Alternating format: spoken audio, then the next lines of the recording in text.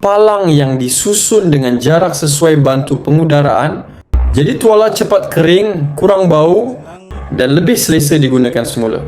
Dari situlah rutin mula berubah. Lepas mandi, tangan automatik capai rak. Lepas solat, sejadah terus disidai. Lepas tukar baju, pakaian yang masih bersih tak lagi disidai di atas birai kerusi. Bila benda kecil ni dah teratur, kita akan perasan perubahan lain.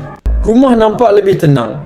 Cari tuala jadi mudah. Pakaian solat sentiasa kering dan bersih. Baju yang nak pakai semula tak berbau.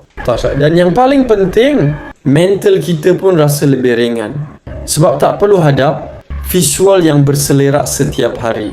Rak penyidai ni bukan sekadar tempat sidai. Ia sebenarnya alat bantu bina rutin rumah yang lebih terurus, lebih bersih dan lebih selesa. Segeralah check out sekarang sebelum sold out.